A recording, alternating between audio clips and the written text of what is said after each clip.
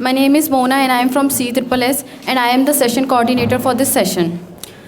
Respected chair of the session, Professor Pawan Sinha, estimated speakers and distinguished guests, scholars and participants, we all welcome to you to here. It's a great honor and privilege to welcome you all to this international conference on reimagining and reclaiming the knowledge situation of Bharat beyond boundaries and definitions. At the outset, I extend a warm welcome to our chair for this session, Professor Pawan Sinha, Professor at Motilal Nehru College, University of Delhi, whose expertise and insight will undoubtedly enrich our discussion today. Sir, we are truly honored by your presence and grateful for your time. I would also like to extend a heartfelt welcome to all the speakers here. Dr. MAYURI from PANDU College, Guwahati, Assam. Dr. Claire Farley from Monash University, Melbourne, Australia. Shri Vasanth Bhat, Chief Architect, Vastu Architect, Bangalore. Dr. Lianboi, Vaiphei from IP College, University of Delhi. Dr. Madhu Khanna from Tantra Foundation. Dr. L. Kumate from SMR, Institute of Science and Technology. We are truly privileged to have you, esteemed panel of speakers, such a bringing invaluable perspective to our discussion. It's a matter of a great pride that this conference is being hosted at Jawaharlal Nehru University, an institution renowned for its academic excellence, critical thought, and intellectual diversity. JNU has always been a forefront for fostering meaningful discussion, and today conference will continue the tradition. To our esteemed international guest, welcome to India. With what I now have the honor of inviting Professor Pawan Sinha to take over the session and lead us forward. Sir, the stage is yours. Now, as a teacher, let me ask Dr. MAYURI, yes, please. And Dr. L. Kumate, are you here? Yes, sir. Okay.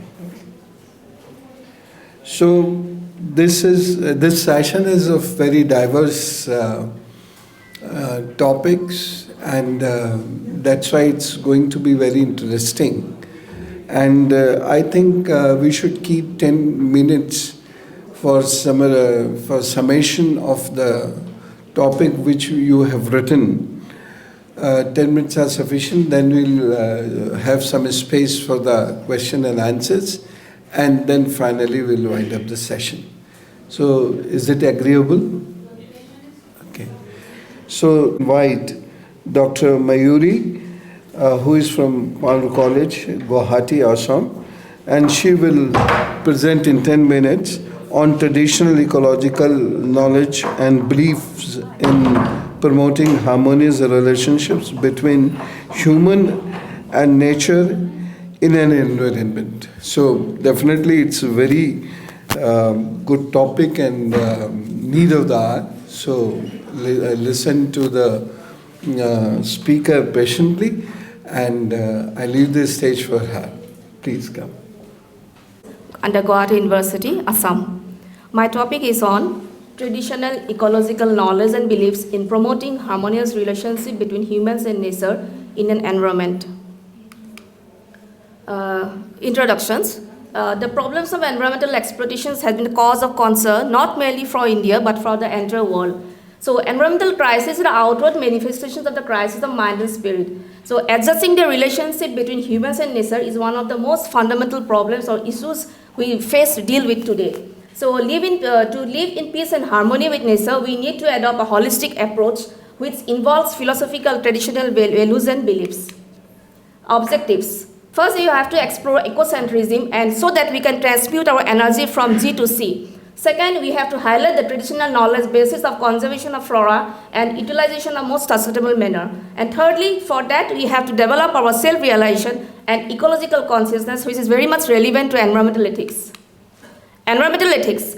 Environmental ethics is the ethical relationship between humans and nature which aims to provide answers to how humans should interact with the surroundings and behave towards the other species. So, therefore, ecological consciousness is necessary, which promotes the well-being of everyone in our surroundings. Ecological consciousness, which makes a bond in nature, creating ecological balance. A universal holistic approach which draws from religious or cultural values and beliefs may develop ecological consciousness among us. There are many religions, scriptures, which can prove to helpful in building a model of ecological consciousness.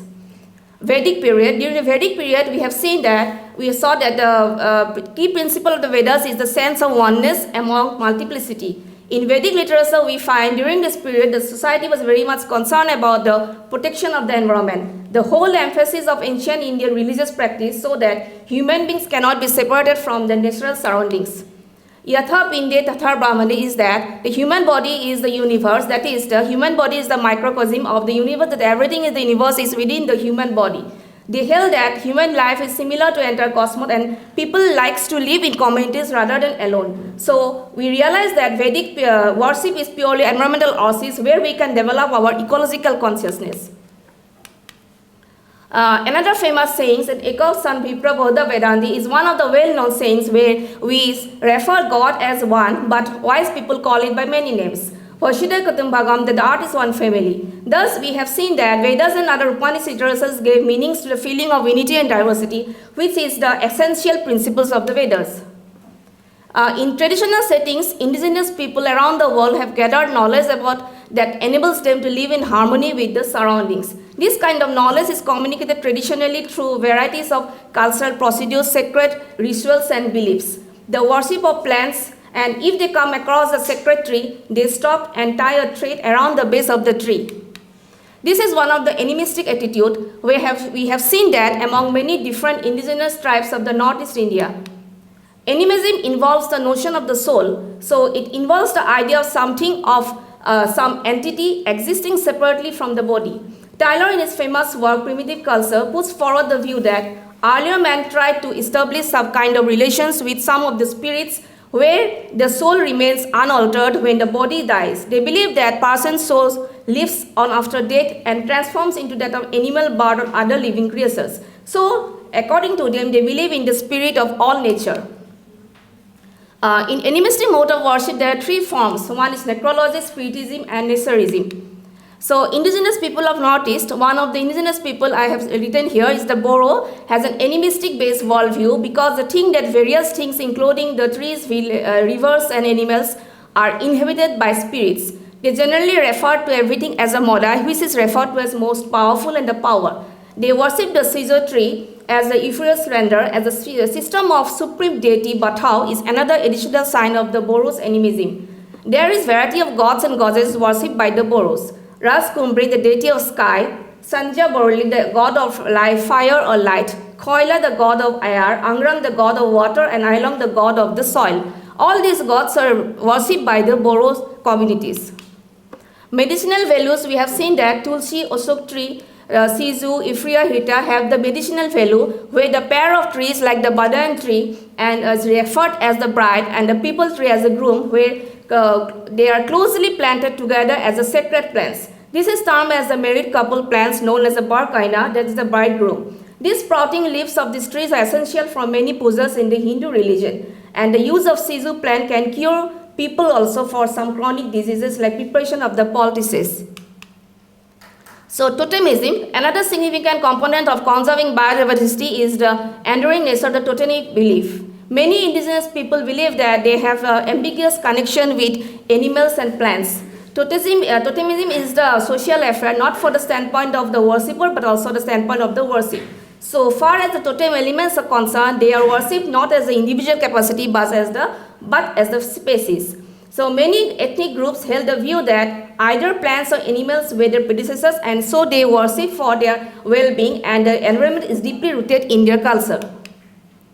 Environmental awareness in the Bhagavad Gita and the Vedic period. We have seen that ancient religious ceremonies emphasize the relationship between people and nature as well as the blending of each individual's own personality with the others. In the Atharva Veda, the Vedic seer supports the man's everlasting filial devotion of the Mother Earth. It said that art is not just for the humans, it is for all bipeds, insects and other animals. Thus in the Bhagavad Gita we have seen that the spirited soul by the law of nature take his birth and get a suitable body and sense organ for enjoying matter in the material world. The human body is an excellent vehicle by which we can reach the eternal life. In our present material consciousness, we attach to the sensual material conception of the life. But by realizing our true self, we can get the equal rights to every species of this ecosystem where everyone will live freely in the biosphere. Two slokas I have written, but I am not from the Sanskrit background, so some mistakes will happen, so please excuse me. In the Bhagavad Gita, it is written in chapter 15, Na rupam asya tatava labhyate, nanto na sadar na samprasista, ashwat thamenam subirudha moolam, asanga sastrena dridhena sitva, nirmana moha jita sanga dosha, adhyatma nitya vinimitra kamaha, danver vimukta sukadukha samyar, gachanti amuda padama avyamatat. It is written that one has to get out these false notions that humans are not only the proprietors of this world. So the living entity has been conditioned by material world and under the spell of three modes of material nature, and they are induced to act according to the nature. The present human civilization is misled by the mode of passion and ignorance. Only through spiritual consciousness, society can develop the mode of goodness. If a certain percentage of the population develops spiritual consciousness and becomes situated in the mode of goodness, then there is a possibility of peace and prosperity all over the world. Thus, he does not attempt anything for his own sake, but for the living beings that exist on the earth.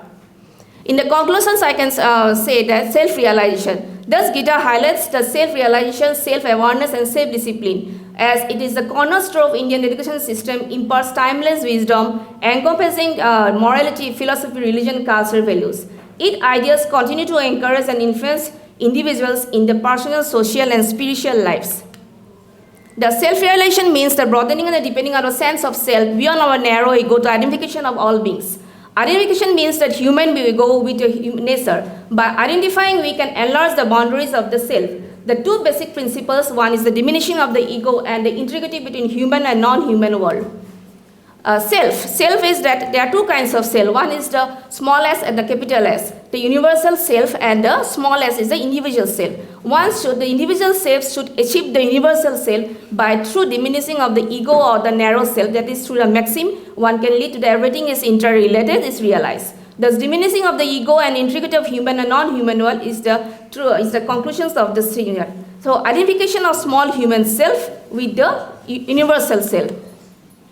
So in this diagram, we have seen that in the egocentric diagram, we have seen that humans are regarded as the top of the world, but it's not like this. In the ecocentric, we have found that all lives are equally important in the decentralized circle in the eco.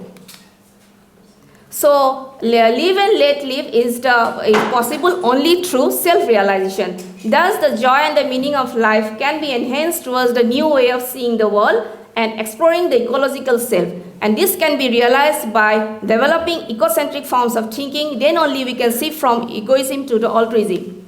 Thus, ecological consciousness leads to the welfare of all in our environment and nature. As it is said, Sarve bhavantu shukhinaha, sarve santu niramaya, sarve badrani pasantu, ma kachiduka bhagavan. May all be happy, may all free from disease, may all realize what is good, may all free from sorrow. Thank you. Wonderful presentation where she has talked about ecological consciousness, which is very important, and word is seeing the virtual debacle on the issues of ecological, and the only solution is ecological consciousness. The world is agreeing on this, and she has taken up that. Then she explained the Vedic time and ecology, and the third point that she took was interaction with vegetation. So that's an important part of our spiritual life. So in fact, it's a wonderful paper, and I congratulate. And before calling the second scholar, I would like to say that in first 30 seconds to 1 minute, kindly introduce yourself, because we don't have the bio of everybody. So it will be good for us if you introduce yourself in a very limited time.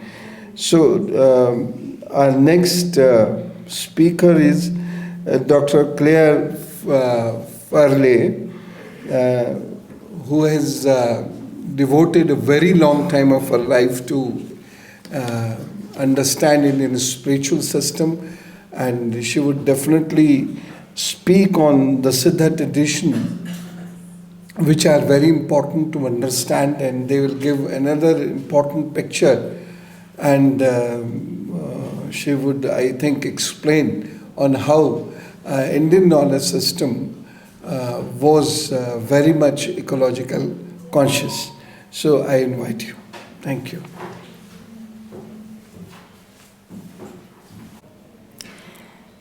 Tiruvannamalai, synonymous with the sacred Arunachala Hill, has been a revered spiritual centre for centuries. Arunachala has drawn sages, saints and spiritual seekers who engage in various practices, from Advaita Vedanta contemplation to devotional and yogic disciplines. Considered by many... this is mine, yeah.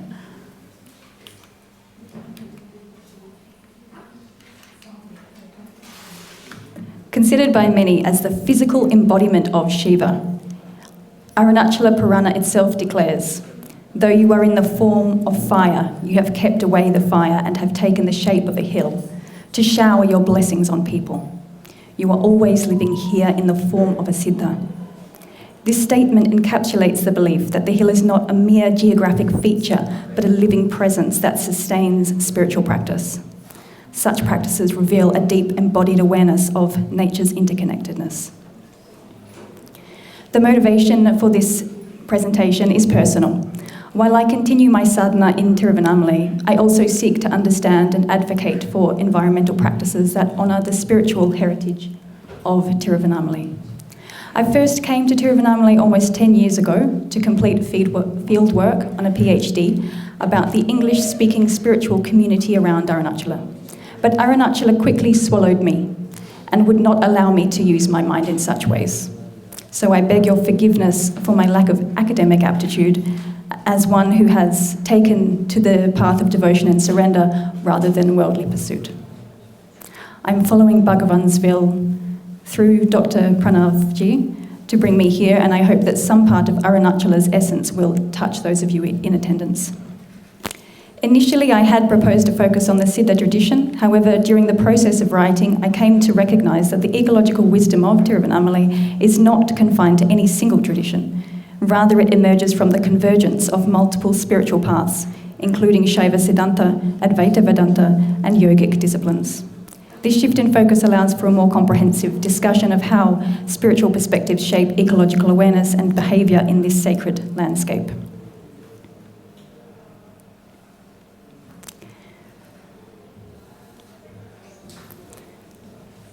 Ecological perspectives rooted in Indigenous and traditional knowledge systems have long been recognised as essential to understanding sustainable environmental management. Scholars of deep ecology, such as Niengneimawi, have argued that environmental ethics must be grounded in a recognition of the intrinsic value of all life forms, rather than viewing nature through an anthropocentric lens. Similarly, Vandana Shiva has highlighted the significance of local ecological knowledge in fostering biodiversity conservation and sustainable agriculture, particularly in South Asia. David Abram's work on animism and ecological perception further emphasises how traditional cultures often regard nature as sentient, a perspective that aligns closely with many of the spiritual traditions practiced in Tiruvannamalai. A significant body of research has explored the ecological role of tree veneration and sacred groves in South India. Tree veneration is a long-standing tradition in Tamil Nadu, often tied to village deities and sacred groves. The practice of Stala Vriksha, revering specific trees as sacred within temple complexes, illustrates a widespread cultural recognition of the spiritual significance of trees. Such traditions foster a protective attitude towards trees, ensuring their preservation within temple grounds and village landscapes. The concept of resonance and perception helps articulate how spiritual practitioners engage with nature. Instead of understanding trees and other natural elements as passive entities, they are perceived as relational beings that exist within a network of mutual awareness. Resonance refers to the capacity of beings to be affected by and respond to their surroundings, creating a dynamic interplay of awareness between entities. Perception, particularly in the phenomenological sense, is the active embodied experience of the world, where the perceiver and the perceived mutually shape one another. David Abram's work on animism further illuminates this perspective, suggesting that human consciousness is deeply intertwined with the more than human world. Rather than being external observers, practitioners in Tiruvannamalai engage in a participatory relationship with nature, where trees, stones, and animals are encountered as sentient presences rather than inert objects. The perception of consciousness in nature is not merely a belief, but an embodied experience, refined through sustained spiritual practice. Yogi Shri Amani Michael, a Tamil Malaysian Siddha practitioner resident in Tiruvannamalai who combines Shakta Bhakti and Hatha Yoga into her teaching, stated the trees are awakened, reflecting the idea that a refined perception cultivated through deeply committed spiritual practice heightens one's resonance with other beings. Amani's commitment to veganism, adopted out of compassion for animal suffering, underscores how ethical living emerges naturally from deep spiritual engagement. Similarly, Michael James, a close disciple of the poet Sadhu Om and a dedicated translator of Tamil texts from Bhagavan's devotees, who shares Bhagavan Ramana Maharishi's teachings each month at the Ramana Maharishi Foundation UK in London, demonstrates that sustained spiritual practice can transform one's ethical outlook. He advocates veganism as a contemporary interpretation of a sattvic diet, particularly in light of the adverse impacts of modern dairy practices. In his view, a shift towards veganism reflects a more compassionate, responsible way of living that aligns with the broader ecological and ethical imperatives inherent in these spiritual traditions. This perspective aligns with phenomenological insights, such as those of Maurice Merleau-Ponty, who argued that perception is shaped by bodily experience rather than detached intellectual reasoning. Within Indian epistemology, pratyaksha, direct perception, is recognised as a valid means of knowledge, suggesting that refined states of awareness developed through yoga, meditation, and devotional practices allow practitioners to perceive nuances of consciousness in their surroundings. The concept of resonance and perception helps articulate how spiritual practitioners engage with nature. Resonance is not a logical step-by-step process, but is characterised by effective sensitivities and susceptibilities. These capacities are not developed through an active, calculative approach, but rather through listening, restraint, and what the Germans call Gelassenheit, or letting be-ness. In phenomenology, Heidegger describes this as allowing things to show themselves as they are, while Levinas articulates a similar concept as a passivity more passive than the most passive passivity. This radical letting be enables a fundamental decentering of the human as the master of the planet, repositioning humanity as one part of a complex web of relationships. Traditional knowledge of herbal medicine represents another dimension of the ecological wisdom embedded in Tiruvannamalai's spiritual heritage. In the Siddha tradition, plants are viewed not only as remedies for physical ailments, but also as conduits for spiritual awakening. A celebrated verse from Bogar's Agatyam encapsulates this holistic perspective. Tattvam marutavam, marutavam tattvam. Philosophy is medicine, and medicine is philosophy. This succinct expression underscores the belief that healing and spiritual insight are inextricably linked. The verse reflects the idea that the medicinal properties of herbs serve both to restore physical health and to dissolve ignorance, thereby opening the mind to the divine. Dr. Manakam of Sri Ramana Herbs recounts that his parents and grandparents learned herbal medicine directly from Bhagavan Ramana Maharshi during his time at Pavalakuntru. According to his account, Bhagavan provided detailed guidance on preparing herbal remedies using wild plants grown on Arunachala. This oral transmission of knowledge, deeply rooted in lived experience, illustrates that long-term sadhana in natural settings fosters an intimate, embodied relationship with local ecology. The ancient Siddha herbal tradition, therefore, offers a model of integrated health that unites physical well-being with spiritual transformation, a perspective that holds valuable implications for contemporary environmental stewardship. Bhagavan Ramana Maharshi demonstrated a deep sensitivity to the natural world as seen in an incident recorded in letters from Shri Monash in 1946. When labourers were instructed to gather mango leaves from a tree for puja, they began beating it with sticks to knock the leaves down. Bhagavan, upon witnessing this, rebuked them, saying, "In return for giving us fruit, is the tree to be beaten with sticks? If it pains you to pinch your body, is it not painful to the tree when you cut its leaves?" His words illustrate an intuitive recognition of the sentience of trees and an ethical stance that extended beyond human concerns to include the well-being of all living beings. Local narratives recount that the sage Dakshinamurti, an aspect of Shiva depicted as the embodiment of knowledge and considered the original guru, was sighted by Bhagavan at a particular tree on Arunachala. In his traditional iconography, Jnana Dakshinamurti is portrayed seated under a banyan tree. Bhagavan recounts, "As I went farther and farther, I saw a Siddh Purush seated like Dakshinamurti under a tree on the banks of the tank." The location of this tree is colloquially known within Tiruvannamalai, despite Bhagavan's story that he found it while traversing an alternate dimension that he stumbled upon while wandering about aimlessly on the hill. Tirumala, the author of the Shaiva Siddhanta epic Tirumandiram, is also depicted meditating under a banyan tree. This recurring motif lends the tree an agency that transcends its physical form, imbuing it with sacred significance. I'm conscious of time. Shall I continue or shall I leave it as it is? Yes, you are left with 3-4 minutes. Okay, great. Studies document how stala vriksha, or temple trees, play a vital role in Tamil sacred landscapes, often serving as symbolic representations of deities and focal points for worship. Ethnobotanical research has identified hundreds of plant species associated with temple sites, many of which have medicinal or ritual significance. Additionally, the ritual of tree marriage, where neem and bodhi trees are symbolically united, reinforces the idea that even trees with no apparent economic value possess intrinsic sacred qualities. Tree veneration does not always translate into broader ecological conservation. Isolated sacred trees are often maintained, but reclamation of ecological sites for construction and unsustainable land use continue to threaten the region's biodiversity. A shift in focus from individual trees to ecosystem-wide preservation could enhance environmental resilience. Sacred groves such as the Sonagiri forest within Tiruvannamalai, which is owned by the Arunachaleshwara temple, have been maintained through Indigenous spiritual practices for centuries, providing critical ecosystem services such as preserving watersheds, protecting biodiversity and preventing soil erosion. Despite their cultural and ecological values, many of these groves face threats from urban expansion, land conversion and shifting societal values that prioritise development over conservation.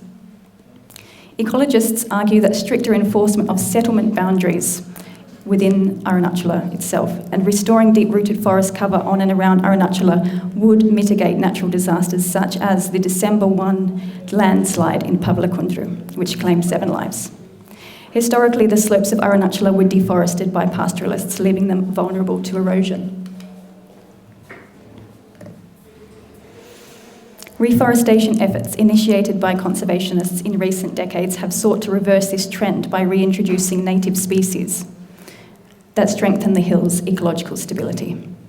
Paul Brunton's early account of Arunachala in A Search in Secret India in the 1940s described it as an isolated upland of red soil and brown rock, barren for the most part, with large tracts almost treeless and with masses of stone split into great boulders tossed about in chaotic disorder. This depiction provides historical context for understanding how reforestation efforts have transformed the mountain over the past several decades. In 1988, the Rainforest Information Centre was invited to support the restoration of the forest on Arunachala, initiating a local movement for this ambitious task. Over the past 25 years, the centre has provided funding to plant and nurture trees from a selection of more than 70 Indigenous species. To date, an impressive 1.5 million trees have been established, supporting a variety of forest types and providing habitat to innumerable plant and animal species. This reforestation effort reflects both ecological and spiritual commitments to preserving the sacred landscape of Arunachala. The sacred hill, once largely deforested due to centuries of grazing and land use, is now a site of ecological restoration that aligns with its spiritual significance. So being mindful of time, I may leave it there. Thank you very much. Arunachala Shiva. Very important for India, and it has given a lot to the world. And how to use Siddha, tradition of Indian knowledge system to the environment was her main topic of discourse. And it is a very good learning. So thank you very much. Now I want to invite Shri Vasanth K. Bhat ji. Vastu architect, Bengaluru, and he will speak on the methodology for application of Vastu Shastra principles in designing industrial buildings. Welcome. Thank you. Good morning, everybody. So, as he said, for a brief self-introduction, I'm an architect specializing in industrial buildings from the University of Stuttgart. And people might be wondering what I'm doing here, talking technically. So my presentation is essentially technical. So I think I will make it a little more softening on people who are non-technical. So I think I would try to find out the genesis of why I am today talking about, what I am talking about, and the rest you can read it in my papers. I think that would rather fit in 10 minutes of time given by Shri Sinha ji. So the essential there in industrial architecture. No, almost, in fact, this morning in his keynote presentation, Mr. Professor Pawan Sharma said about our knowledge being appreciated in the West and then got back. So something similar happened to me. I was sent to Germany for higher studies in industrial architecture. Once I came across somebody in ISKCON, and he asked me, what is the purpose of your being here? I said, I want to study architecture. He said, why come to this Papa Bhumi? You have so much of wealth of information in your own country. So I was rather flabbergasted. And I said, is that so? Because, of course, I have been also brought in a very good samskar, Madhva philosophy and everything, but I didn't know about this Vastu. And this was in the early 80s when I was a youngster. So that's how he said, we have a Center for Vedic Studies. Why don't you come here and see for yourself how things would be good for you. So that's how I learnt Vastu Shastra in Germany. In the small Center for Vedic Studies, where they had a very good library, which they had accumulated over a period of time. And that's how it takes forward or backward. You will do it. So why it is? Almost all of us know about Vastu in buildings, in residential buildings. It is essentially the combination of all the 5 elements, Panchabhutas, like what my earlier speaker also spoke about, land, fire, soil, energy, and sun. So all these things enhancing energy flow, how it could be done. So what is the cultural significance? It is seen as having deep roots in Indian ethos and traditions. Vastu tenets can be seen as a way of preserving our ancient knowledge systems and connecting with traditional beliefs. In fact, in buildings, it is actually a bridge between tradition and modernity. We need modern buildings, we need attached toilets, we need modern homes, but many people say, especially our fraternity, the architecture fraternity, keep away from Vastu, saying that it is all not very practical. I say yes, we can design what is practical in that and try to apply in our buildings so that the built environment will also be in harmony with the spiritual environment, and it will give you very good personal memories in terms of good living, good human interrelationships, good health, good wealth and prosperity, even among youngsters, good career development, so all these things. So I have devised a methodology with which we analyze buildings, be it apartments or residences. So now this particular paper essentially pertains to industrial architecture. Why industrial architecture? Because there are many people who involve Vastu in buildings, and essentially it is percolated now down to residential buildings. I get inquiries not only from Bangalore. I am stationed in Bangalore. I am a practicing architect. Not only from Bangalore, from all over the country, and sometimes even from Indians living in UK or USA, or even recently I had one family from Japan who are, of course, basically Bangaloreans who want to build their house. So they said it should be harmonious with Vastu. So that apart, but in industrial architecture, it's still not a very done thing. So how it could be involved into industrial architecture? So that was the gist of my paper, and it has been completely given in a It has been given in a major treatise as to how we can evolve in it. But to keep it very, very simple and straightforward, to make it understandable to the present audience, I would just simply put it as objective to achieve equilibrium of forces in an industrial complex. It is essentially the Vastu parameters. Now I would say there are many parameters which I come to it later. So it is essentially a method of evolving a particular design to keep balance with the spiritual aspect of buildings and the interaction of human beings with the built environment. So essentially balancing elements, balance of the 5 elements which she just spoke, same thing, earth, water, fire, air and space. And then the symbolic elements involve the use of elements like Vastu Yantra, Shri Yantra and all these things for existing buildings where it has already been done but not in consonance with Vastu. So where when we visit a particular industrial establishment, they will say there is some problems, or sometimes we can ourselves guess the problems. Sometimes it will be not so good labor-human relationships or labor management relationships. Sometimes it has to do with energy crisis. So all these things, so there are remedies.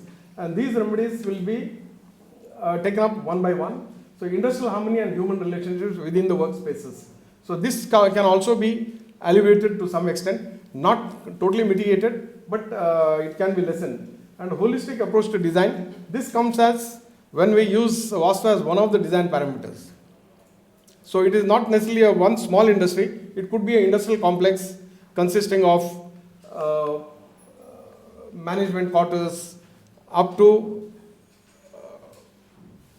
labor quarters along with the industry. Within the industry there are so many things, and then there are management quarters, there are labor quarters, all these things also we can use these parameters to make the Vastu perfect. So when there is a Vastu balance within the building, automatically the productivity will increase, the labor management relationships will improve. So there are 5 or 6 parameters which I have listed, which I'll just go through very quickly. So these are case studies. These case studies also, maybe it is not wise for me now to explain all the technicalities regarding the case studies. But if you see the previous one, so here there is Agnimula. Agnimula should not grow. Agnimula growing has a certain negative effect on the entire industry. So we say, okay, and also Agnimula is a very important place as far as energy generation is concerned. Normally, if it's a residence, then what should happen in the Agnimula? Everyone knows normally. What could happen? The kitchen. Now, kitchen is where the entire family has the food, so the energy for the family is created in the kitchen. So also in the industry, the Agnimula is the place where you can have your energy connections, your main powerhouse, generator rooms and all these things. And since here it was grown, so we had tried to delineate this from the rest and put it on the, no, there was STP. STP is wastewater recycling, no? So our solid waste recycling, so that was shifted, and so that way these are typical analysis which we have used as parameters.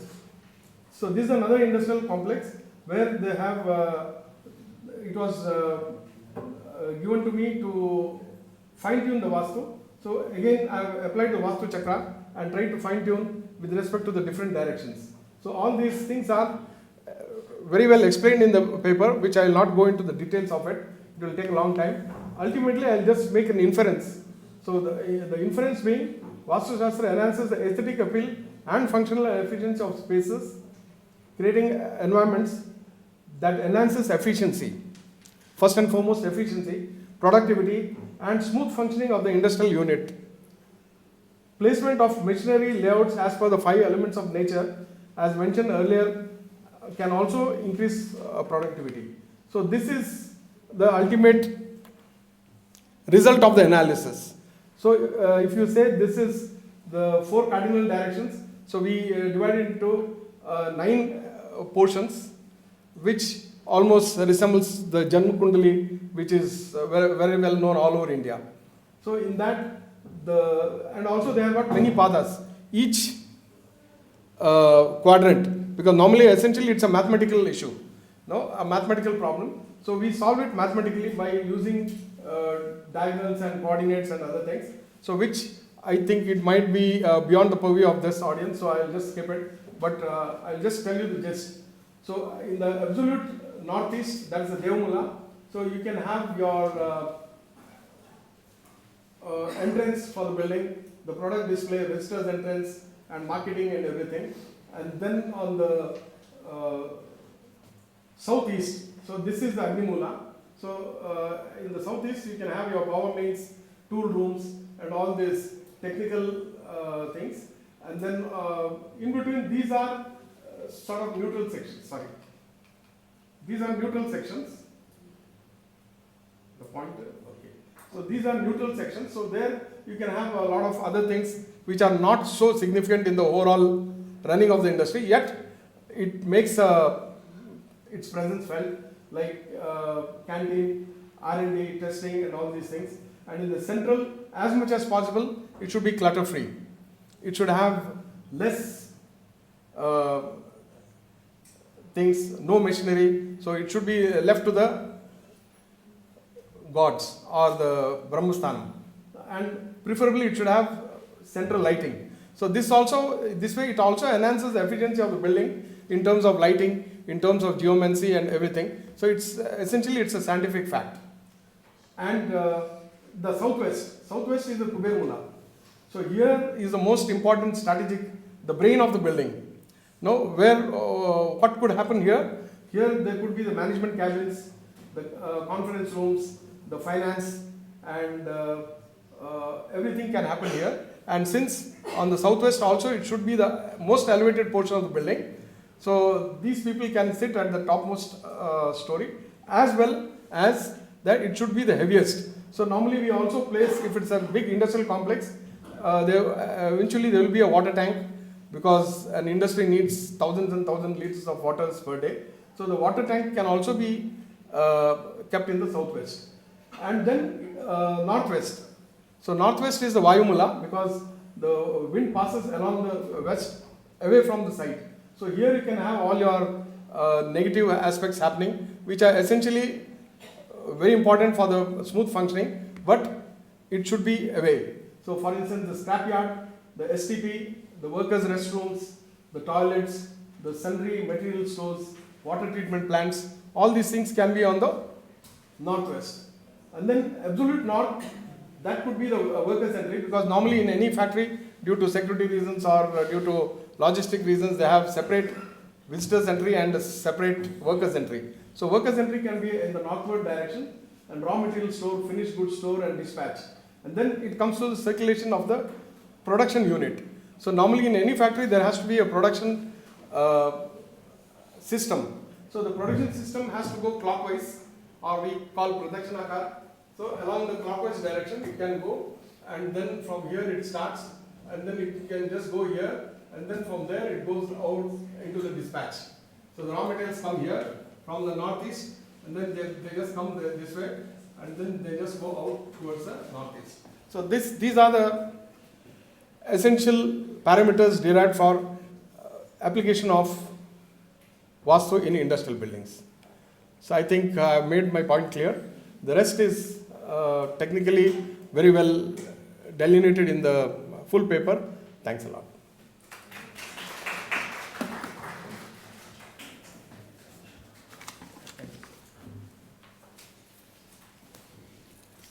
Thank you, Dr. Bhat, for a wonderful presentation. Actually, in Indian traditions, philosophers have worked a lot on mind and on energies.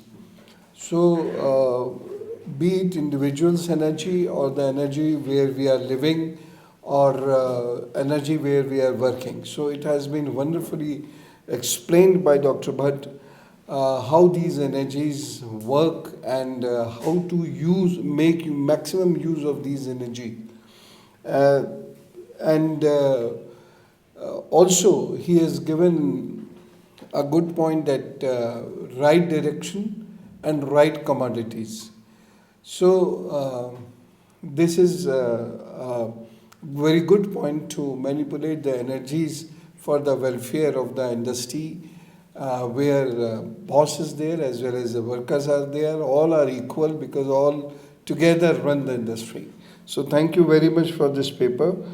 Now I'm inviting Dr. Lianboi, who is from IP College DU, and she will speak on inquiry into the tradition of indigenous ecological knowledge system among the tribes in Northeast India. So I hope it's going to be a wonderful paper, very interesting paper. Please.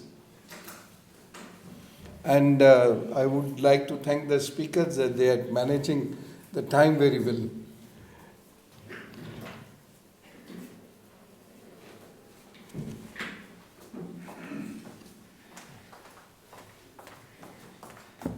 Good morning, everyone. Thank you for inviting me and having here. This is a paper which I have developed with Niengneimawi. She's from a research scholar from Northeastern Hill University. I think this paper, I would like to thank MAYURI, Professor MAYURI. I think she gave a very wonderful introductions about how ecological knowledge is influencing the worldview of tribes in the Northeast India. Maybe we can go to the next slides.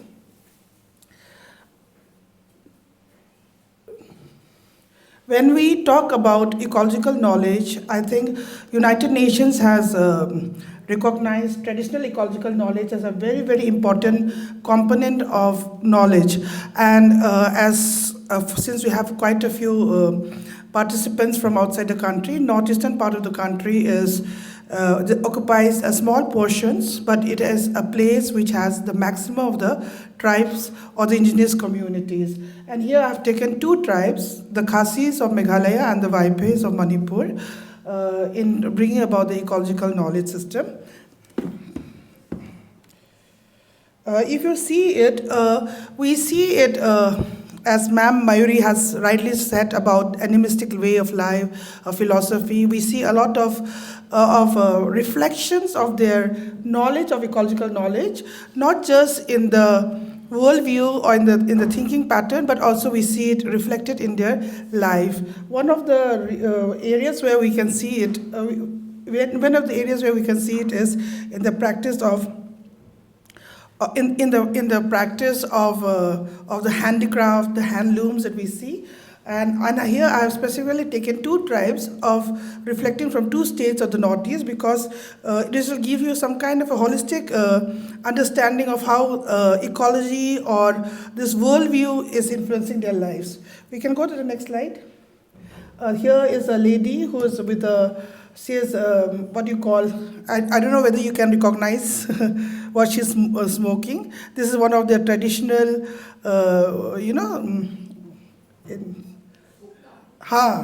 So this is the tobacco which generally where they and it is all made from the skin of the god. Loki ka jo skin hai usi se, and with the bamboos attached. Maybe we can go to the next slide. It has pictures of and this is anyone who can recognize this picture here. What it is? It is one of the traditional harvesting system where the water is being taken from the fresh water into these pipes, and then it slowly irrigates the field. This is one of the traditional system of how the harvesting system is being done. And this picture is being taken by me. And here, I don't want to go much into those details because you have this in the paper also about the definitions. But again, a lot of this knowledge is orality in nature and is being passed from generation to generations. This is specifically in a village in northern Manipur, and this is how most of the traditional irrigation is going done without any pump or fertilizers. We still use organic agriculture. And as you go to the next slides, this is one of the sacred groves in Meghalaya. And it is still today, even now, if you go, you have so many sacred groves in Meghalaya where ma'am is from Guwahati. As you just go up another 2 or 3 hours from her city, you reach this Meghalaya, and which was the former capital of Assam.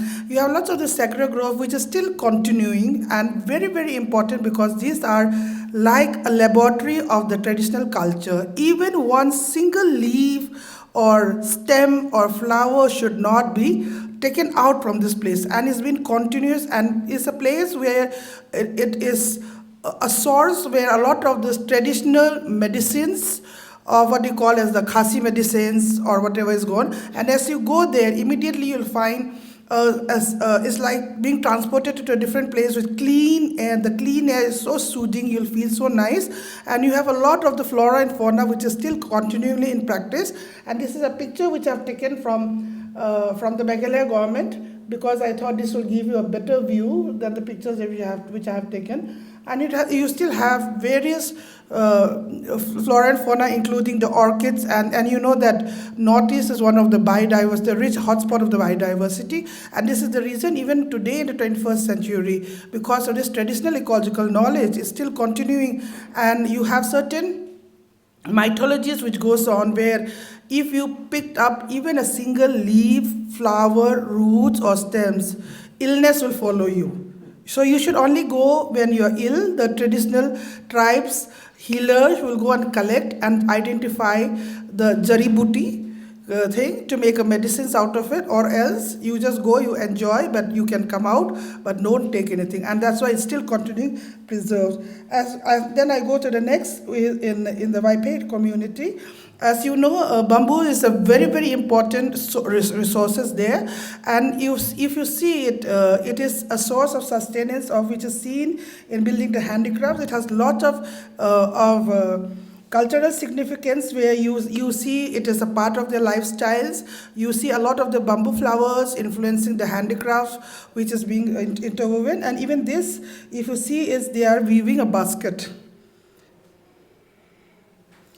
And we see a lot of the cultural symbol about this, because in any lady, whenever she gets married, a lot of her items of her clothing is sent in that bamboos, and bamboos is still occupying a very, very source of important, and she is supposed to showcase her rich or her industriousness, showing how good she is in handling it. And a lot of this also, if you see it in terms of the weaving of the textile, again, very, very important and among the tribal community in the Northeast is that a young girl, as she grows up, she should know how to weave the important designs.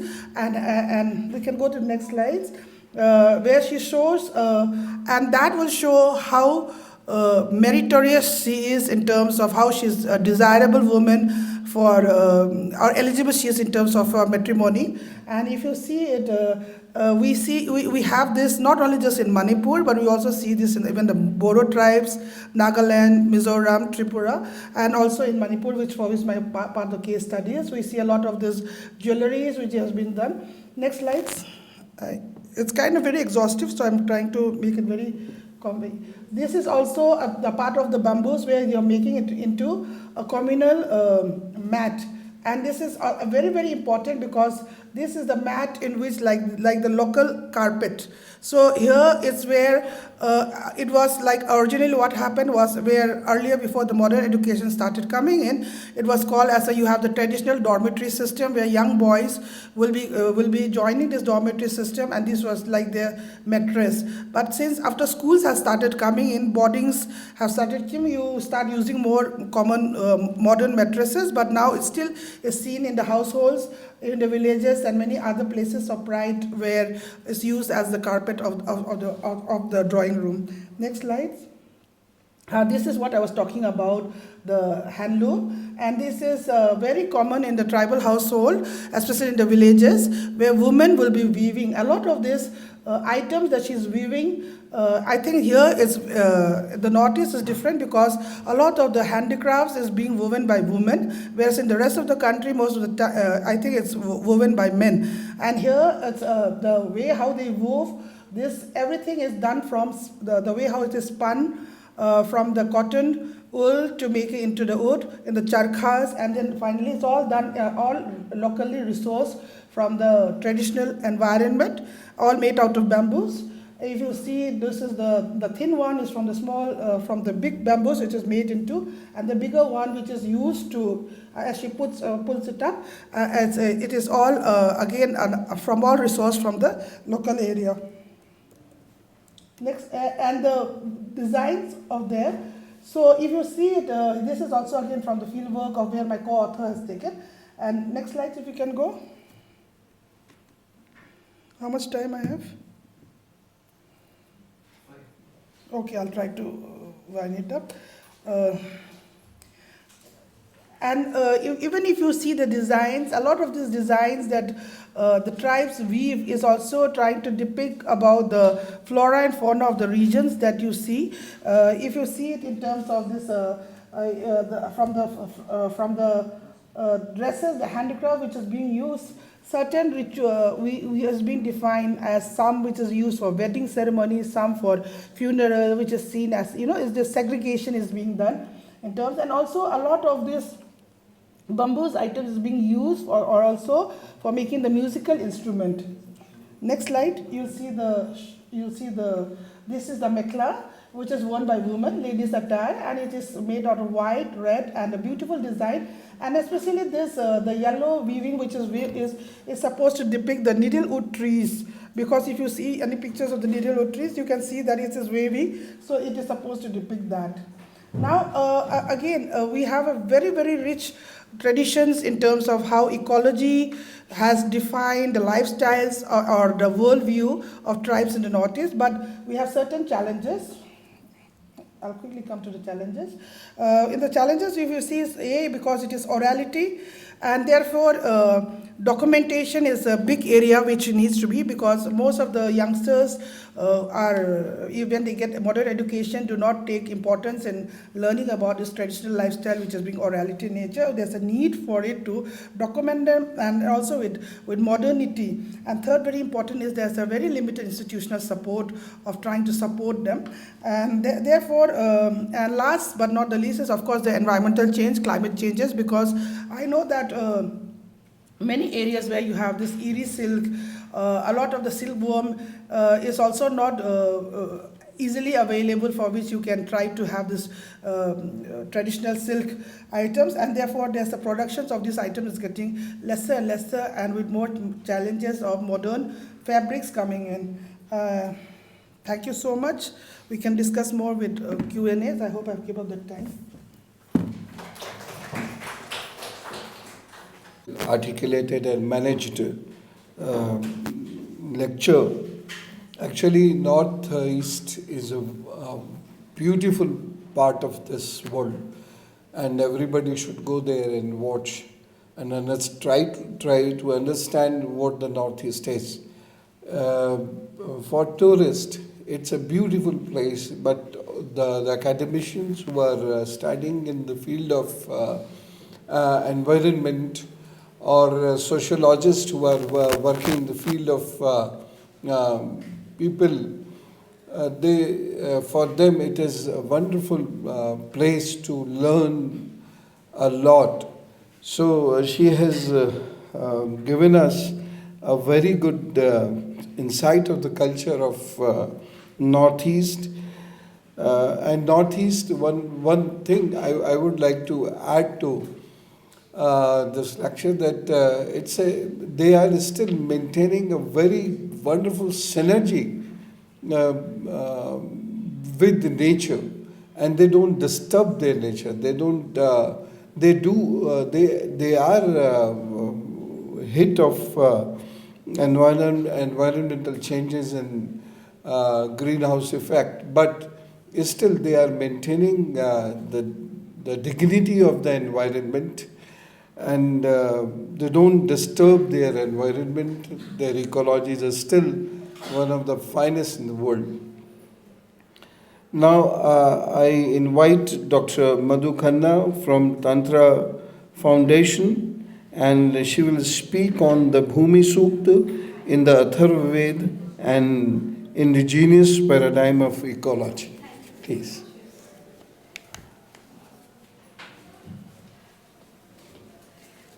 So, namaskar and good morning to all who are present here. And thank you, Pranav, and thank you, the great university who's invited me here. So, Honorable Chairperson and friends, we are gathered here to change the world. And I think if we want the world to survive, we have to think of ecology very, very seriously. At the same time, I want to say that why I have chosen this subject. I have been teaching Indic studies, Hinduism, etc., world faiths, at the Center for Comparative Religion in Jamia Millia Islamia. And I thought that our studies were unrelated to contemporary concerns. So I started a flourishing course on religion and ecology and religion and gender, which was not taught in any university in India, and certainly not in JNU, because we are the first university in Delhi, and JNU came much later. So mine is on the Bhumi Sukta of the Atharva Veda. Now, I think what is very important for us to speculate is, why is religion important at all? Because so much is being done on environmental degradation from different points of view. And there's a technological fix to everything. But then why is it that faiths, religion, tribal cultures have to be taken more seriously? So I want to begin with that question. I don't have to assert that the ecosystems have transformed rapidly in the last quarter of 20th century, resulting in irreversible loss in the diversity of life with unpredictable outcomes, non-linear or abrupt ecological changes. These problems of environmental degradations are being looked at primarily from a socio-political and economic perspective.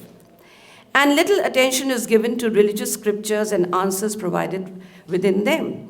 At the center of the debate lie elusive moral and spiritual questions which need to be addressed.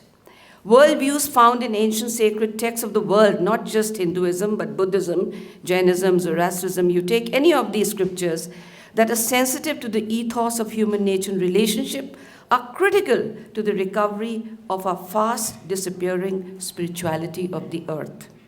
So I consider that we need an entirely new paradigm, and there has to be a radical shift in consciousness from the erroneous belief in the superiority of the unjust, consumer-oriented, materialistic model of contemporary industrial technological civilization to a more eco-friendly model of growth. And therefore, religions are central to this problem. And I think every university, no matter whether you study engineering or mathematics, you must know the potential of religion to transform our degraded environment. This is my personal view, and having taught this, I think it's extremely important. So why Bhumi Sukta?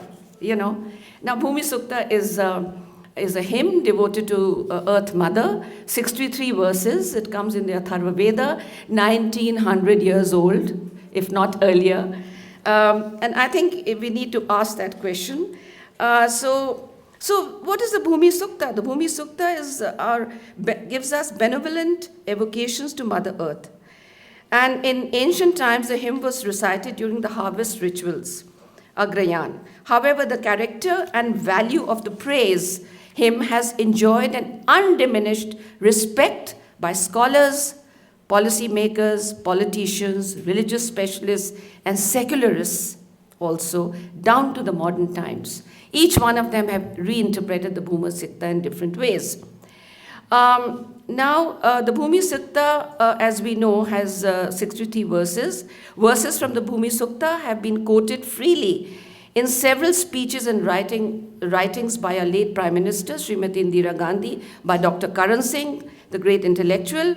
There is honorific mention of the verses from Bhumi Sukta in modern publications on faith and environment brought out by international agencies such as the United Nations, Environmental Program, and World Wildlife Fund.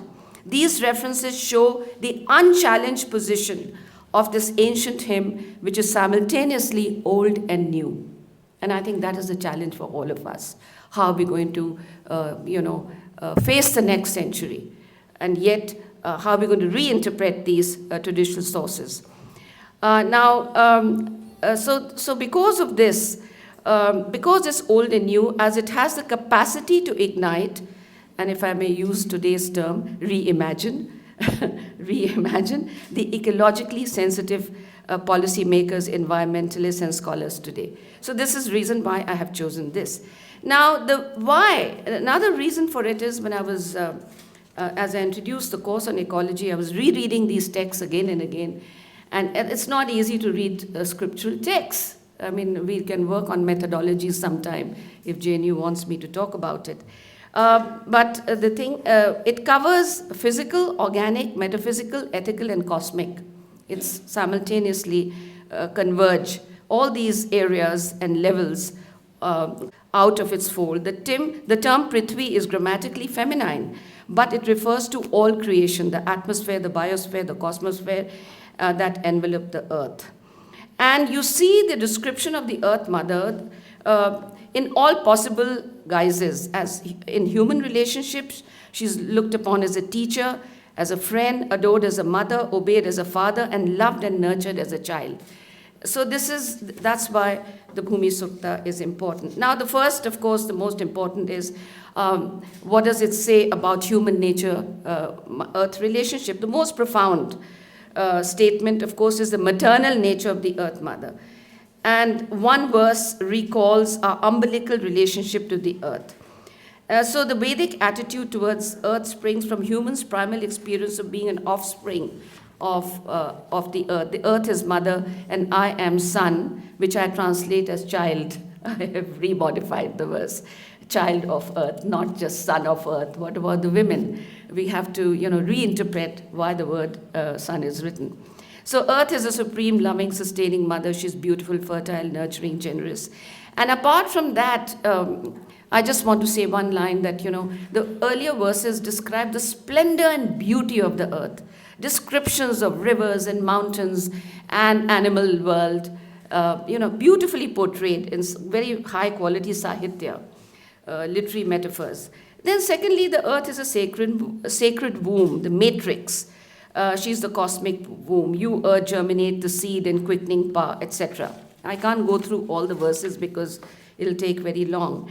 Then we come to the most remarkable insight, which where we all know that India is the plural and social fabric of this country. We all know that. And we all know it's the greatest thing in our land. At the same time, it is also something which has created so much problem of division. But what do the Vedas say about it? Let me just go back to it. Now, we know the pluralistic character of India had begun to evolve in early phase of Vedic period. And in the very formation of the ancient communities. Ancient Indian society, as we all know, we have sociologists here, is a formation of 4 streams. Vedic Aryans, the people of Harappan civilization, the Adivasis, that's a tribal culture, and the indigenous tribal population, and the Dravidians, the whole. So as it is, there's so much plurality coming from different geoscapes. As no social group can live in vacuum, it is quite obvious that to meet the challenges of the pluralistic society in ancient times, strategies had to be evolved and norms had to be set to negotiate a peaceful coexistence between communities, where each group, indigenous or foreign, retains its distinct identity while respecting the individual rights of the other. So, in some hymns, and at least in 2 hymns of the Bhumi Sukta, refer to Pancha Janaha, 5 human races. And Sayan, the well-known commentator of the Vedas, gives an inclusive reading of this wise verse to connote the 4 castes and the rest of the people, attesting to firstly the existence of mixed populations and secondly the moral imperative of peaceful coexistence of diverse races. अब देखिए कब ये बात हो रही थी, हम भूल गए इसको. We have forgotten this. We have to read it, and freshen our memory. What are these ancient philosophers have said? Okay, so the question of division and ruling does not arise. I mean, and there are verses from Yajurved that speak of the same thing. Now, the most important verse, which I think, is where you have the ecological concepts and principles of sustainability. And now we go into the technical language of the Vedas, when they say Satyam, Ritam, Bandhu, Tapas, they use these terms. And this is the first verse of the hymn. But you can't understand the first verse unless you read the 62 other verses and then come back to it, because that is the primal message. Okay, the earth, according to the seers, is governed by ethno-scientific principle of harmony. In Vedic code, this principle is known as Rita, the law of cosmic order. It is a self-regulative law of harmony because nature has its own intelligence. We cannot give intelligence to nature. But nature has taught us that if we are going to mess up with her, we're going to have COVID after COVID, So the law of cosmic order, rhythm, and it is embodied in the fundamental. This law is embodied in the fundamental ecological principle of interdependence, Bandhu. If a single unit of this link is damaged, it would destroy and weaken the whole structure. There is no room for waste in nature's finely balanced economy.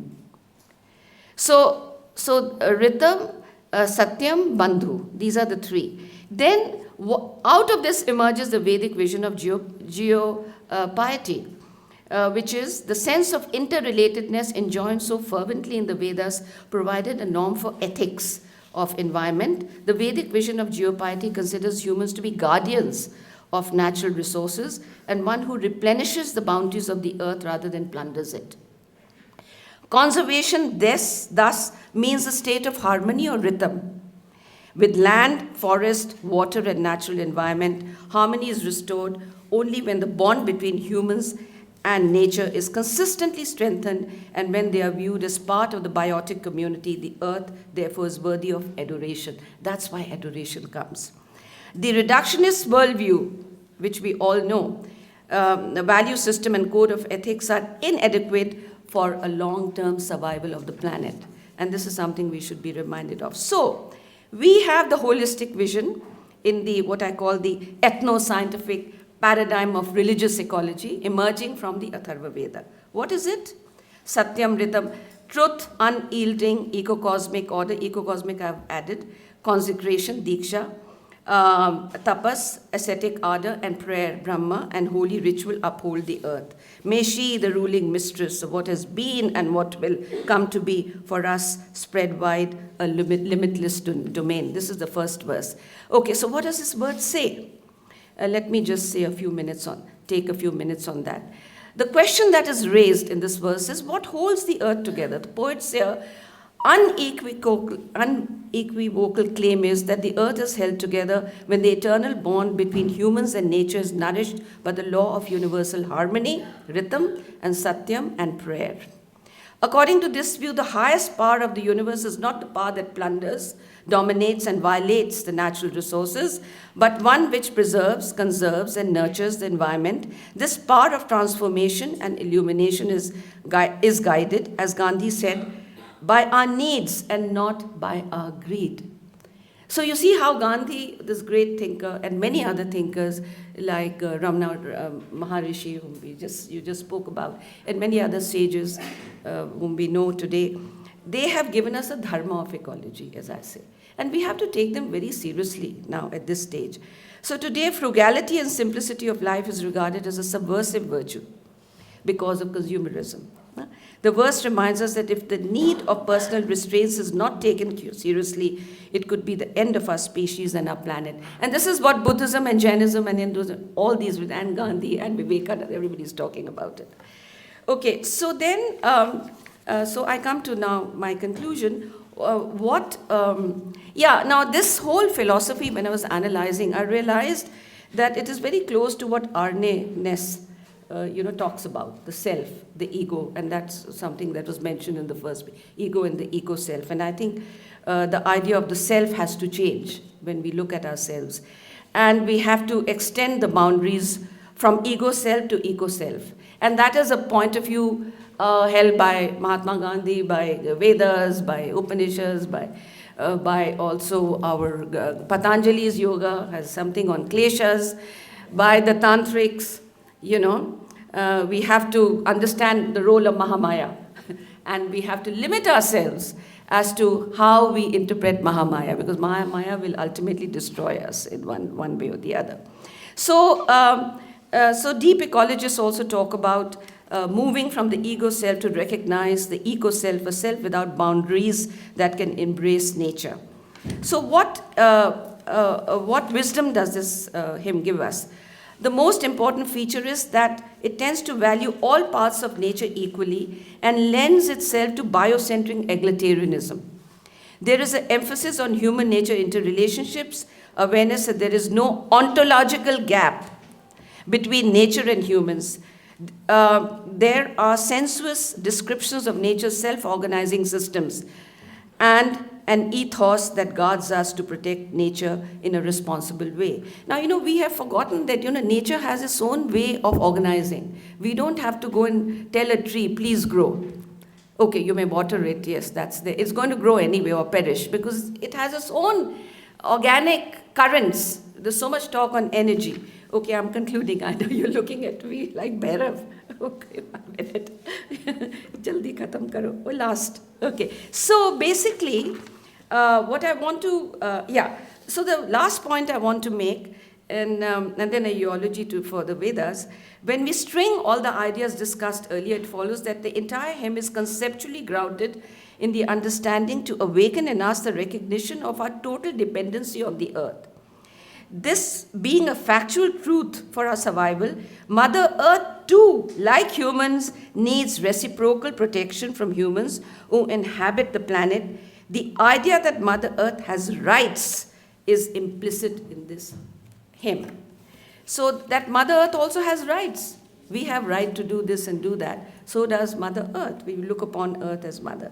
So ancient sources such as Atharva Veda are formidable resources of a worldview and cosmology that can provide powerful guidance for shaping a sustainable environmental policy for a just and sustainable globalized world. To sum up, while the Vedic vision of geopiety is presented in the Atharva Veda, makes a good case for the reconstruction of a value-based ecology, it also brings home the fact that the emerging image of the earth as one organism worthy of respect is a recent image traceable to one of the oldest religious scriptures of human race, the Vedas. Thank you.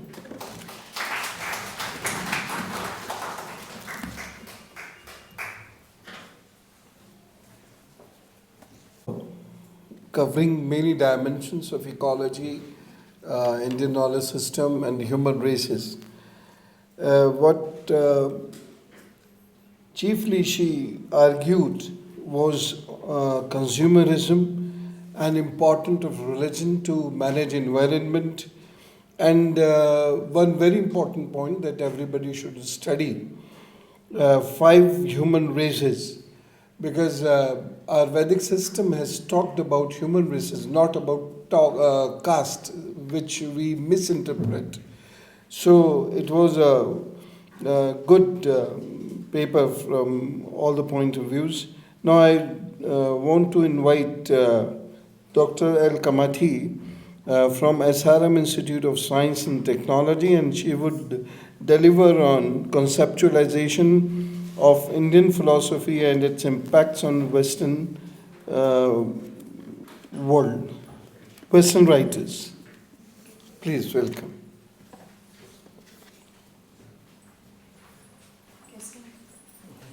Everyone present here. This is Dr. L. Komati from Tamil Nadu. Really, I thank this management to give this opportunity to present my paper here.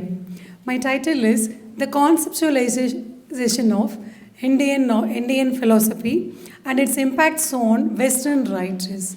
Actually, our Indian philosophy has a strong foundation. No one can break it. That's why the Western writers have also used even those Western writers have strong ideology in their own religious perspective. Even though it is like that, but they have followed, they have mentioned, they have used many of our Indian philosophies in their works. This is my paper main concept. Let's see what are they.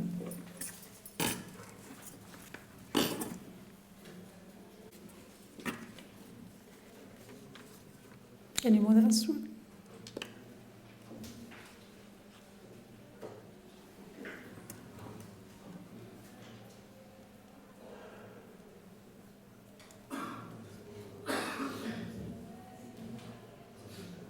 Yes, actually this is the main concept of Indian philosophy. Atma, Dharma, Karma, Moksha, Ahimsa. Atma is a permanent one. It never ever gets spoiled. Even the physical body is the temporary one. The Atma always finds some other body and it never gets spoiled at all. And it never gets spoiled or it never goes out of that. So this Atma, this is our Indian strong philosophy. Atma is a permanent one and it never goes off. And Dharma. And Dharma is it is the kind of righteousness and moral responsibilities. Sometimes there is a Dharma and Aram. There is a vast difference between Dharma and Aram. Dharma is a kind of thing, we provide something, we give something for the people, those who are in the need. This is the human mentality we should have. If we have more things, if it is possible, we try to share with others. This is the Dharma. The Dharma is entirely strong basic of our Indian philosophy. The next one is Karma. Karma, even those days it is used to say the present birth is the effect of the previous birth. But now it is entirely changed. Whatever you do in this present life, the life is based on your actions and responses. Moksha. This is what the human soul is searching for. Even we live happily, we live in the world of sophisticated life, everything we lead, everything we enjoyed. At the end of the day, we need moksha, we need some liberation, we need some freedom to go. We need the place and the environment to lead the life peacefully. This is called moksha, and it is our strong basic of our Indian philosophy. The next one is ahimsa, non-violence and non-injury. Even it is Gandhi, our national father of our nation, is made it famous, but it is our Indian philosophy. We should not harm anyone. We should not do any harm others. We should not do any injury to others. This is the strong thing we have to do and we have to follow. It's already existed in our mind and heart. I have taken the 5 authors for my study. These authors, even though they have a strong belief in their religious, particularly in the Christian religious ideas, but they believed in Hinduism. They believed in Indian philosophy. They have mentioned it because this is the right place to get the solution. That's why I have taken these authors for the study. The first one is Emerson, W.B. Yeats, T.S. Eliot, Henry David Thoreau, Huxley and Hermann Hesse. Emerson actually has a strong belief in Indian philosophy. His essay Self-Reliance. It is the lecture given by Emerson. In that he said that believe in yourself, self-reliance. We have to, since we are a human being, we have to believe in our own self.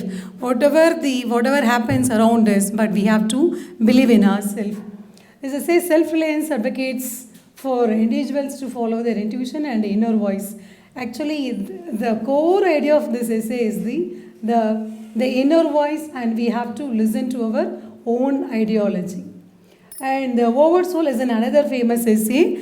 Emerson has strongly emphasized Indian philosophies in this work. Expresses the conviction each human soul is linked to broader universal consciousness. The concept of collective divine nature reflecting the tenets of included in the Upanishad. Actually, he has taken Bhagavad Gita, Upanishad, most of the ideas he has taken and created and written many of his works. Next one. Now it is W.B. Yeats. He is the symbolist writer, and his famous Byzantium and Sailing to Byzantium are the famous works of W.B. Yeats. And he is a strong believer of birth and rebirth. Usually the Western writers won't believe in the birth and the rebirth. It is our concept, our Indian philosophy. And this is broadly is mentioned in his W.B. Yeats works. And the characters, whomever is taken for the symbolism and the imagery from our Bhagavad Gita, from our Indian philosophies. He made it as such a fantastic way and to emphasize his imagery level. Next one. The next author is Thoreau. Henry David Thoreau. His works, Walden Pond, actually this author has left the country. He started to live in the Walden Pond for 2 years. He never ever talked with anyone, never see any human beings. He was living in the pond, fully forest areas. Entirely he spent 2 years with the nature and nature. He says that nature is the best one. Nature treats you how Wordsworth says like that. Nature heals you, nature treats you. If you believe in nature, everything will happen. This is what the lesson he has learned from this Walden. And after he lived in that pond, he has written this poem. And in that also he has mentioned about at the end of the day, even we lived, whatever the life we lead, we have to believe in nature. The Hindu concept of Swadharma, also known as personal obligation, encourages individuals to take their own unique path in life depending on the nature and the situations they find themselves in. And Gita and Walden is another work of Thoreau. In that he says that actually Walden, once he was going to the Walden Pond, he has taken Bhagavad Gita in his book. Whenever the 2 years he spent in the forest only, so Bhagavad Gita is the sole book he had in his hand. He read each and every words and lines in this book, and he is a strong believer of Bhagavad Gita. That's why he wrote the book called Bhagavad Gita and Walden Pond. The next one. Aldous Huxley is perennial philosophy. Actually, this one, based on the strong foundation of common to everyone all around the world, irrespective of all time. And this perennial philosophy is nothing actually, the common fact. It is common to everyone. The universe has to believe that. The people have to believe in universal truth. This is the universal truth, and philosophies remained constant throughout human existence. How long the human exists in the world, the philosophies, the universal truth and philosophies also remain the same. And in his work called Brave New Year World, it is written after World War I and II. And in this new world, he said that hereafter the human beings will be accustomed with, will be with the science and technology. Slowly they will be lacking that human connectedness, interconnectedness, sharing of thoughts and feelings. In that day itself, 1932 itself, it said. In this work, the focus of ahimsa, non-violence, and the interrelation of beings, all beings, influences his perspectives on personal and communal accountability in a world progressively governed by science and industry. Interconnectedness and cohesion in his works of Huxley, and this is the strong basic of our Indian philosophy. Next one.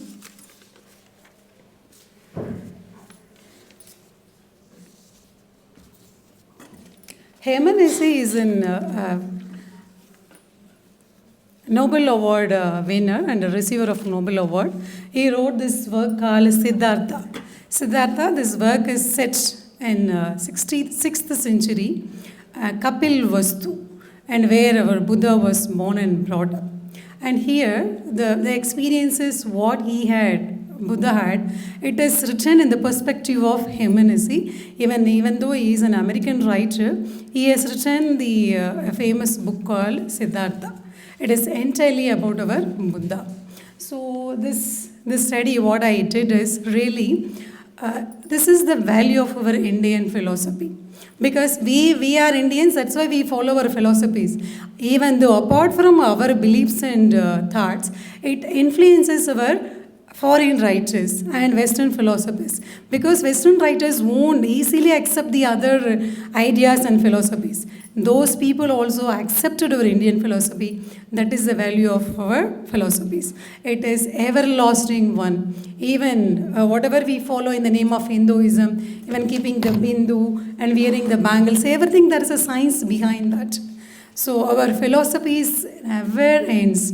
It always exists forever until the human existence. Thank you for giving this chance to present my paper here. Thank you so much.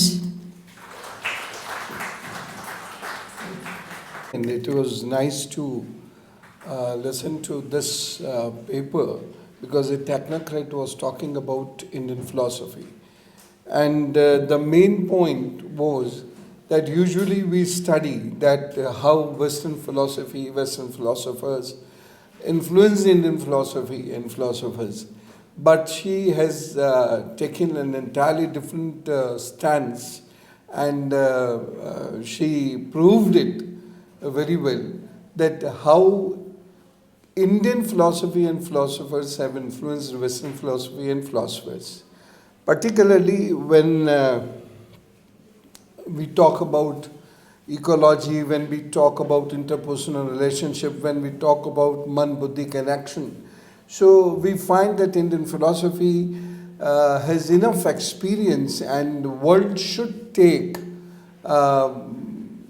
the advantage of that experience and should try to learn a lot from Indian philosophy.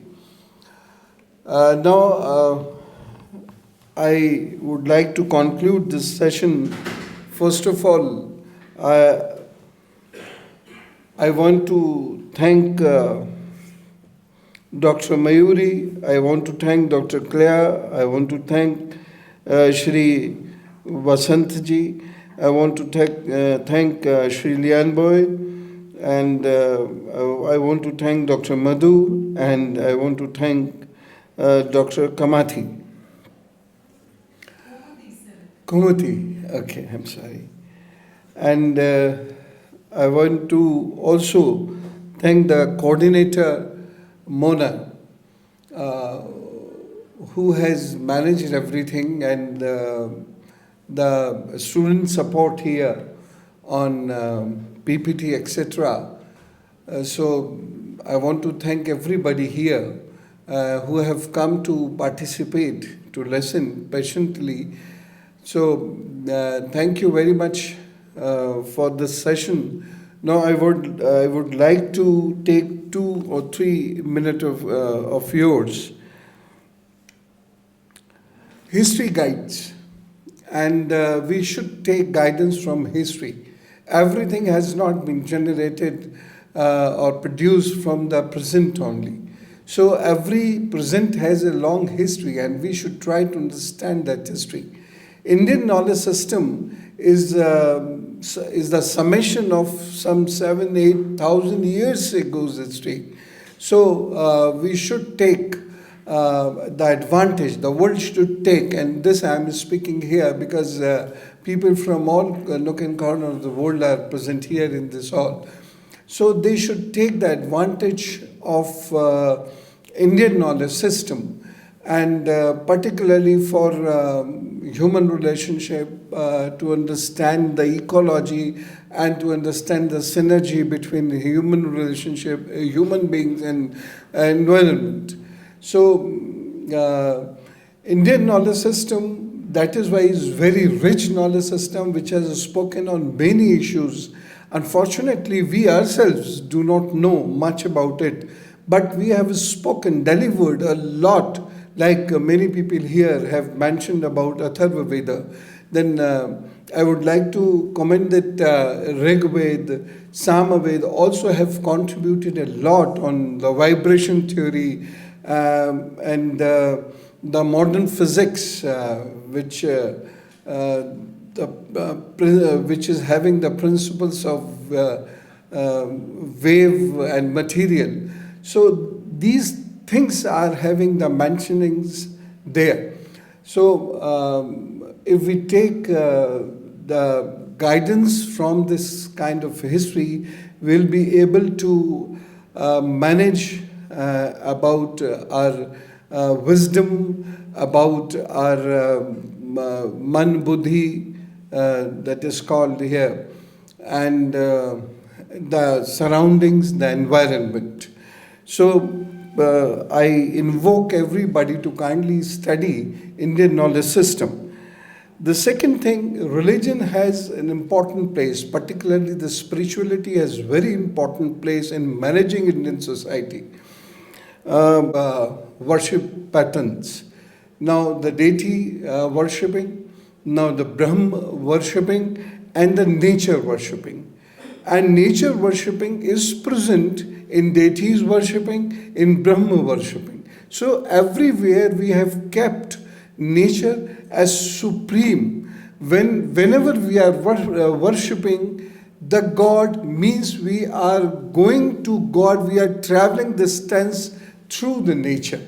So how we understand the nature, how we understand the environment, how we understand the ecology, and how we understand the synergy, I think this too should go to the world to understand it. And I think there should be such papers that are read out, that to be read in the United Nations and other Rio de Janeiro conferences.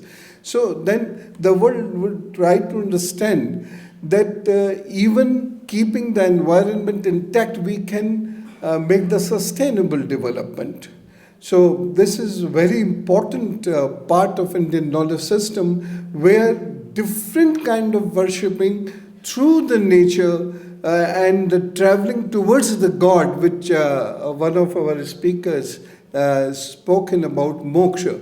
That too is not without the nature. Everywhere we are taking the support of the nature. That is why we pray the nature. That is why we worship the nature. In Gita, Shri Krishna calls himself like people tree.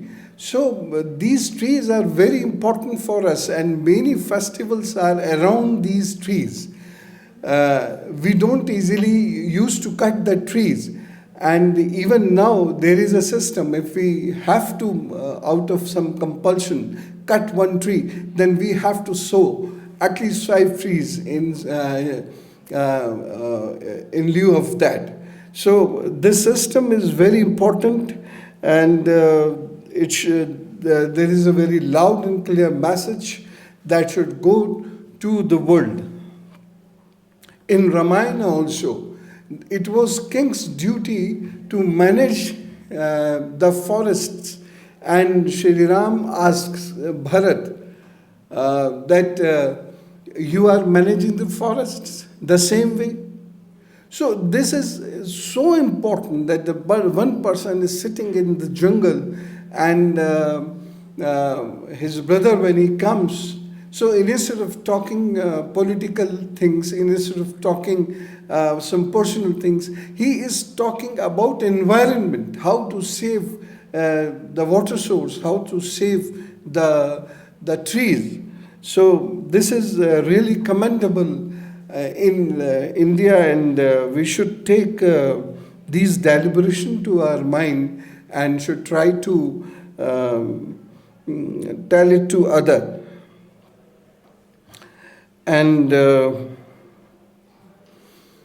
last but not least, I would again say that we should take a cue from Indian knowledge system, Indian Vastu system, as Professor Bhat talked about at length, and to understand the synergy that we have developed with even the building, because to us building speaks.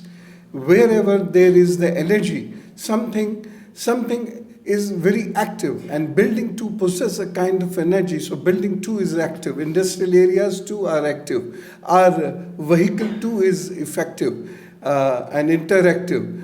So these valuable discussion should be percolated.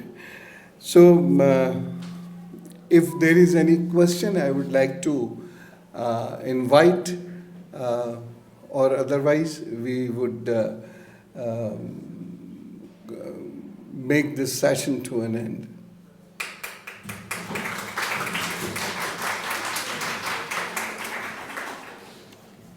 Thank you very much. Now, Mona, please.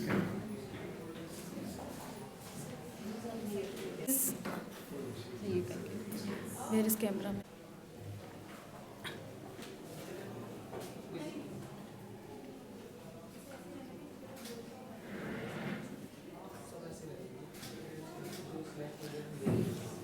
बसंत के Bhatt,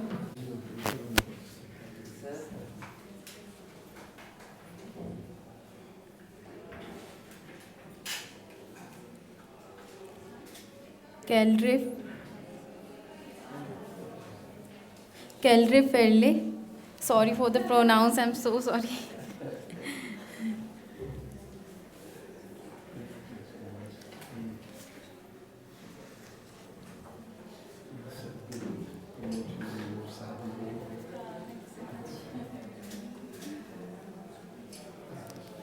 Lianboi.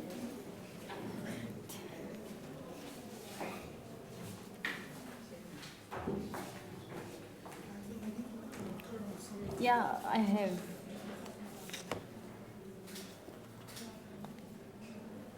Madhu Khanna. Yeah, you can take. Thank you.